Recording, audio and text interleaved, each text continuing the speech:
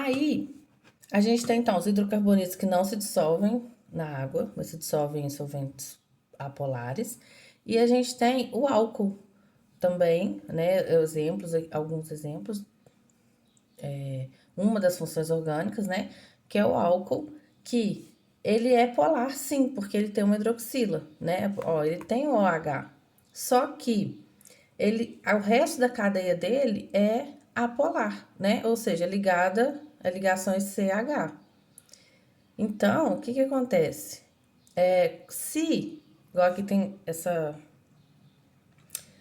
esse quadro. Se eu tenho um álcool que está comparando a solubilidade de um álcool de cadeia carbônica pequena com o álcool de cadeia carbônica grande, quanto maior a cadeia carbônica, menos polar ele é, porque mais interações do tipo Van der Waals vai ter, tá? Então, por exemplo, a cadeia que é enorme, as interações do tipo Van der Waals são fracas, mas um monte de fraco acaba ficando forte, né? E se eu tiver só uma hidroxila na ponta, ela acaba perdendo a sua, não é perdendo a força, mas perdendo a sua representatividade, né? Por exemplo, a força dela já não fica em meio a tanto Van der Waals, ela parece pequena, entendeu? Apesar dela não diminuir, mas ela parece pequena. Então a solubilidade em água vai diminuindo. Então, isso serve, gente, não só para álcool, tá? Que eu usei um exemplo de álcool, mas, por exemplo, o ácido carboxílico é muito polar. Mas se eu tiver uma molécula muito grande, com a cadeia carbônica muito grande, e só um ácido carboxílico na ponta, e ter dois ácidos, né? Dois ácidos, um com a cadeia carbônica pequena, o outro com a cadeia carbônica grande.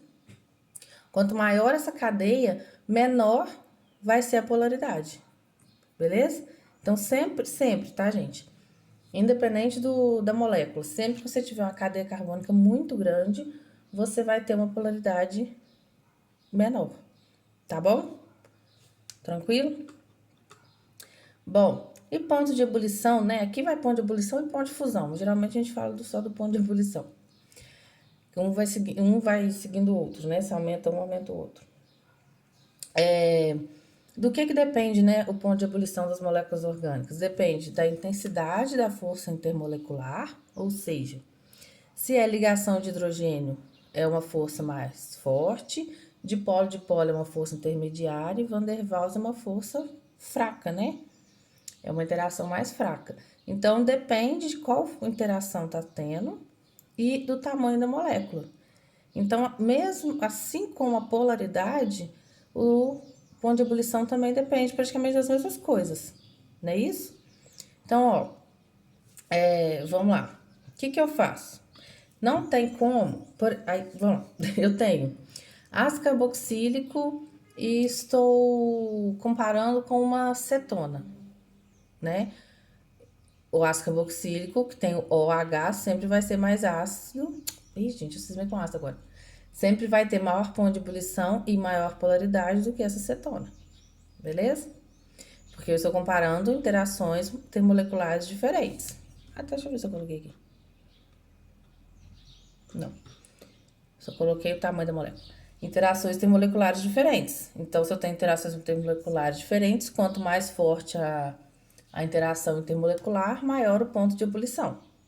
Beleza? Tá. Só que aí agora eu tenho a mesma interação molecular, só que eu vou mudar só a cadeia carbônica. Então, vamos lá. Eu tenho aqui, ó, nesse exemplo, são só hidrocarbonetos. Então, todos eles têm interação do tipo Van der Waals, ou de polo induzido. Só que quanto mais eu aumento a cadeia carbônica, tá vendo? Maior é meu ponto de ebulição, tá? Então, por mais que essa interação seja fraca, são muitas interações fracas. Beleza? Eu tenho várias dessas interações. Então, faz com que o meu ponto de ebulição seja maior. Aí, eu tenho, por exemplo, também o álcool, né? Que eu peguei um álcool, metanol, etanol e o butanol, tá? Todos eles têm OH e faz, então, ligação de hidrogênio. Mas, então, a interação é a mesma. Mas quando mais eu aumento a cadeia carbônica, mais eu aumento o ponto de ebulição. E também menos eu diminuo a polaridade, menos polar ele é. E também menos solúvel é, entendeu? Então, sempre quando eu aumento a cadeia carbônica de qualquer coisa, eu diminuo a polaridade daquilo e também diminuo a solubilidade dele em solventes polares, beleza? Né? Em água, principalmente, tá? Bom, e a ramificação? O que a ramificação faz, né, na cadeia carbônica? Se forem duas substâncias da mesma fórmula molecular, ou seja, da mesma massa, e o mesmo tipo de interação, a temperatura de ebulição vai mudar da seguinte forma. Se a cadeia é mais, vamos pegar aqui, ó, normal, beleza? Maior será o ponto de ebulição, ou seja, quanto menos ramificação ela tiver, menor será o ponto de ebulição, tá?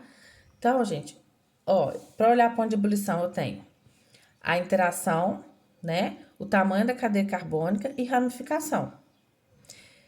Eu não tenho condições de fazer comparação entre duas moléculas, sendo que as três coisas delas são diferentes. Não tem como a gente saber isso, tá? Então, geralmente eles vão falar, olha, tem a mesma interação, mas a cadeia é diferente. Ou tem a mesma cadeia, né, a mesma massa, a mesma interação, mas a ramificação é diferente, tá? Ou tem não tem como ter a mesma ramificação e massas diferentes, porque isso é a menor cadeia carbônica. Uma coisa influencia na outra. Mas eu vou ter, né? Não tem como eu fazer a comparação das três coisas diferentes, as três coisas variando, não existe isso, tá? Então, vamos lá. Eu tenho a molécula com a mesma massa molecular e o mesmo tipo de interação. No caso, eu peguei o exemplo aqui de três... deixa eu ver qual que é aqui. Aqui é C... 1, 2, 3, 4, 5. C5, 3, 6, 9, 10, 11, 12. C5H12. Ah, tava embaixo, né? A professora é bem burra, né? Eu tenho a mesma molécula, né? A mesma massa molecular, desculpa, e o mesmo tipo de interação, tá? Todas são hidrocarbonetos, beleza? Só que elas mudam em relação à ramificação. Essa é uma cadeia normal, ou seja, sem ramificação. Essa tem um metil de ramificação e essa tem os dois metis aqui de ramificação, tá? Quanto mais ramificação eu tenho, menor é meu ponto de ebulição. Beleza? Por quê? Pensa, eu tenho uma molécula normal. Pensa que a molécula normal é essa caneta aqui, tá? Aí eu pego outra molécula igual a essa e ponho aqui embaixo. Ou seja, eu empilho um monte dessas moléculas iguais, tá? Então tá aqui, ó, uma empilhada em cima da outra. Aí, se eu for parece que até ser bom. Uma tá empilhada em cima da outra. Você concorda que enquanto eu tenho uma perto da outra, né, uma consegue se encaixar perfeitamente em cima da outra, né, na mesma direção que eu falo, tal. Então quer dizer que a interação entre uma e outra aqui é maior? Ó, entre uma e outra, porque a interação intermolecular é entre uma molécula e outra, né?